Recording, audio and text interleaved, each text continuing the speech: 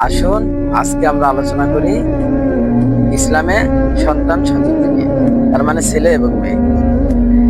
আল্লাহ পবিত্র কোরআনে বলেছেন সূরা আনআম অধ্যায় নম্বর 6 আয়াত নম্বর 151, এছাড়াও সূরা ইসরা অধ্যায় 17 আয়াত 31। আল্লাহ বলেছেন যে দারিদ্র্যের ভয়ে তোমাদের সন্তানদের হত্যা করো, কারণ আল্লাহ রিজিক দেন তোমাদের আর তোমাদের সন্তানদের। সন্তানদের হত্যা করা হচ্ছে একটা গুরুতর অপরাধ। কোনো শিশুকে হত্যা করা হোক ছেলে বা মেয়ে, এটা পবিত্র কোরআনে নিষিদ্ধ। আর বিশেষ করে বলা হয়েছে সূরা তাকবীর অধ্যায় 81 আয়াত 9 যে যারা কন্যা সন্তানকে জীবন্ত কবর দিয়েছে শেষ বিচারের দিন তাদের প্রশ্ন করা হবে কোন অপরাধে তাদের হত্যা করা হয়েছে। কারণ আগেকার দিনে বিশেষ করে আরব দেশে সেখানকার কমন প্র্যাকটিস ছিল যে যখন কারো কন্যা সন্তান জন্মাতো বেশিরভাগ সময় জীবন্ত কবর দিত।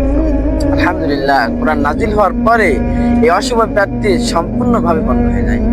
এখনো কিছু দেশে দেখা যায়, যেমন ভারতে, বাংলাদেশে, বেশ কিছু দেশে দেখা যায়। যেমন ভারতে একটি জরিপ করেছিল এমিলি বেকানান একটি অনুষ্ঠানে, টপিকের নাম ছিল লেট হার্ট। তিনি বলেছেন যে ভারতে 3000-এরও বেশি সন্তান গর্ভপাত ঘটানো হয় যখন জানতে পারে গর্ভের সন্তান জন্মে। কোরআন বিশেষ করে কন্যা সন্তান হত্যা নিষেধ করেছে বিশেষ করে। আর কোরআন পাশাপাশি তাকে তিরস্কার করেছে যারা কন্যা সন্তান হওয়ার সংবাদ শুনলে দুঃখ পায়। পবিত্র কোরআন সূরা নাহাল অধ্যায় নম্বর 16 আয়াত নম্বর 58 পবিত্র কোরআন বলছে যে তাদেরকে যখন সংবাদ দেওয়া হয় তার কন্যা সন্তান হয়েছে, তার মুখ কালো হয়ে যায় আর অসহনীয় মনস্তাবে ভোগে, আর সে অন্যদের কাছ থেকে নিজেকে আত্মগোপন করে আর চিন্তা করে যে হীনতা সত্ত্বেও কি সে তাকে বাঁচিয়ে রাখবে না মেরে ফেলবে। কত নিকৃষ্ট সিদ্ধান্ত!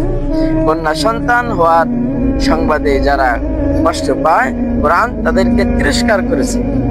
আর আমাদের নবীজি বলেছেন, হাদিসটা সহিহ মুসলিমের 4 নম্বর খণ্ড, নবীজি বলেছেন যে যদি কেউ দুজন কন্যাকে লালন পালন করেন দয়া আর ভালোবাসার সাথে বয়াপ্রাপ্ত হওয়া পর্যন্ত, তাহলে সে এই আঙুল দুটোর মতো রোজ কিয়ামতের দিনে পাশাপাশি থাকবে।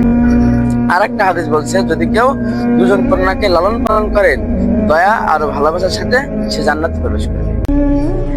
একবার এক ছেলেকে চুমু দিয়ে বসালো নিজের কোলে আমাদের নবীজির সামনে।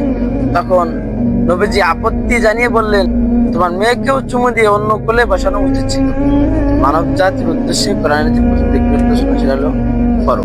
পবিত্র কোরআন বলছে ইকরা অধ্যায় 96 আয়াত 1 থেকে 5 বলা হয়েছে ইকরা বিসমি রাব্বিকাল্লাযী খলাক খলাকাল ইনসানা মিন আলাক ইকরা রাব্বুকাল আকরাম আল্লাযী আল্লামা বিল কলম। পড়ো, পাঠ করো, ঘোষণা করো তোমার প্রতিপালকের নামে যিনি তোমাদের সৃষ্টি করেছেন ঝুলে থাকা একটা বস্তু থেকে। পড়ো, পাঠ করো, তোমার প্রতিপালক মহিমান্বিত, তিনি তোমাদের শিক্ষা দিয়েছেন কলমের সাহায্যে, শিক্ষা দিয়েছেন যা তোমরা জানতে না। মানব জাতির উদ্দেশ্যে কোরআনের যে প্রথম দিক নির্দেশনা সেটা হলো পড়ো, পাঠ করো। আর আমাদের নবীজি বলেছেন যে তালাবুল ইলমি ফারিদাতুন আলা কুল্লি মুসলিম, দ্বীনি ইলম শিক্ষা করা প্রত্যেক মুসলমানদের জন্য ফরজ।